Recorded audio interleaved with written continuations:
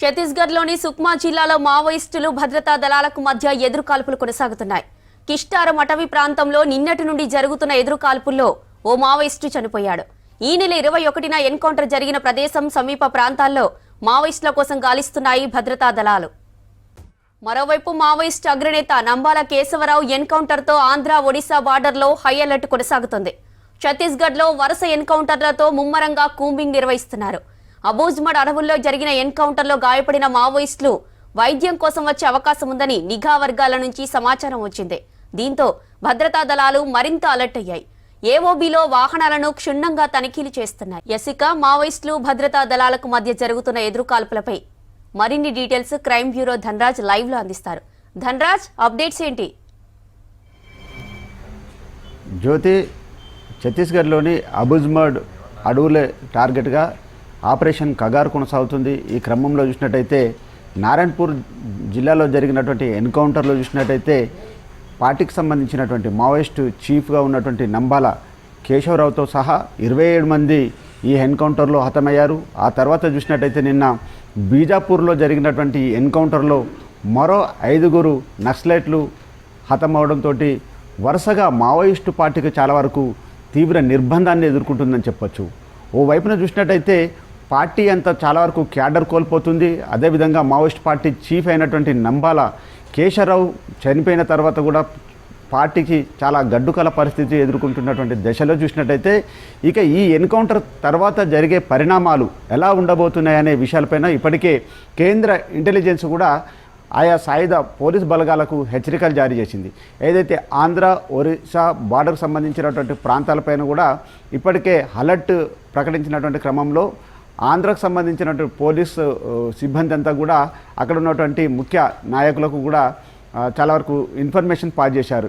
ఎవరైనా కూడా రాజకీయ నాయకులు కావచ్చు, అదేవిధంగా బ్యూరోక్రాట్స్ కావచ్చు, ఎవరైనా ఆ ప్రదేశం నుంచి మరో ప్రదేశానికి వెళ్ళేటువంటి క్రమంలో తప్పకుండా కూడా కొన్ని సూచనలు పాటించండి. అదేవిధంగా బార్డర్ క్రాస్ చేసే క్రమంలో కూడా తగు జాగ్రత్తలు తీసుకోవాలి.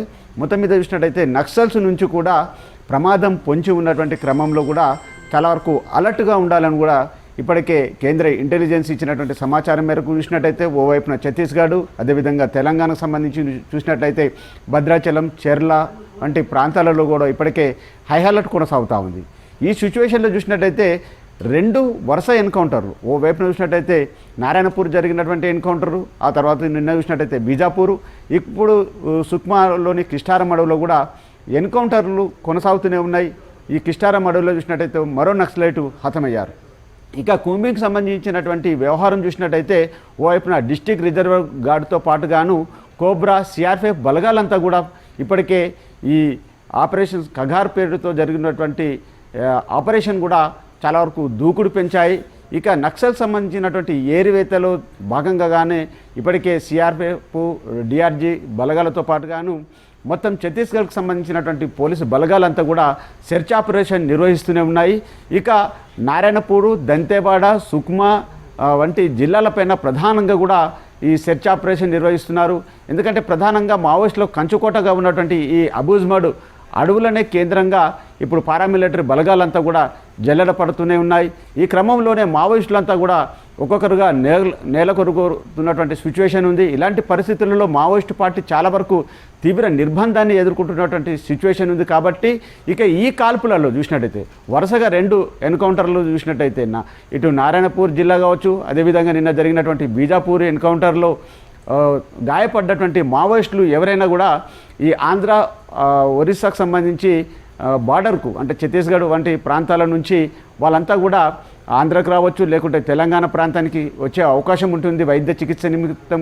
కాబట్టి వీళ్ళంతా కూడా అప్రమత్తంగా సెర్చ్ ఆపరేషన్ కొనసాగాలని ఓవైపున ఇంటెలిజెన్స్ నిఘా వర్గాలు హెచ్చరికలు జారీ చేసిన క్రమంలో కూడా సెర్చ్ ఆపరేషన్ చాలా వరకు ముమ్మరంగా కొనసాగుతుంది. అనుమానాస్పదకు సంబంధించినటువంటి వ్యక్తుల కదలికలను కూడా గమనిస్తూనే ఉన్నారు పోలీస్ బలగాలు. ఓవైపున వాహనాల తనిఖీలు జరుగుతూనే ఉన్నాయి. మరోవైపున చూసినట్టయితే రాజకీయ నాయకులకు కూడా ఈ బార్డర్ క్రాస్ చేసే వ్యవహారంలో కూడా చాలా వరకు వాళ్ళను అలర్ట్గా అప్రమత్తంగా ఉంచుతున్నటువంటి సిచ్యువేషన్ ఉంది.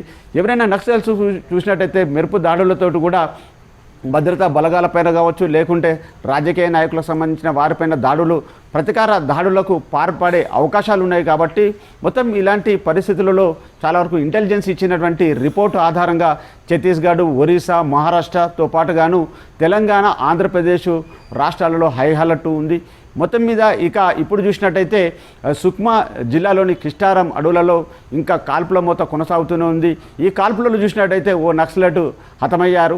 మరోవైపున చూసినట్టయితే ఇక నారాయణపూర్ జిల్లాలో జరిగినటువంటి 27 మంది నక్సల్ సంబంధించినటువంటి పోస్ట్మార్టం ప్రక్రియ పూర్తిగా అయిపోయింది. ఆ తర్వాత వారి డెడ్ బాడీలు అన్నిటిని కూడా వారి బంధుమిత్రులకు కూడా అప్పగించే సిచ్యువేషన్ ఉంది. మరోవైపున చూసినట్టయితే నంబాల కేశవరావు డెడ్ బాడీని అప్పగించే విషయంలో చూసినట్టయితే ఇప్పటికే 3 అంచెల భద్రత విధానం కొనసాగుతూ ఉంది. నంబాల కేశవరావు స్వస్థలం శ్రీకాకుళంలో కాబట్టి ఆయన డెడ్ బాడీకి సంబంధించి అప్పగిత వ్యవహారంలో మొత్తానికి పోలీసులకు సంబంధించినటువంటి కొంత వాళ్ళ పోస్ట్మార్టం అయిన తర్వాత ఆ ప్రక్రియ ప్రాసెస్ అంతా కూడా ఇంకా వాళ్ళ బంధువులకు ఇచ్చే ప్రాసెస్ కొనసాగుతుంది. ఇలాంటి క్రమంలో 3 అంచెల భద్రత విధానం ఉంది.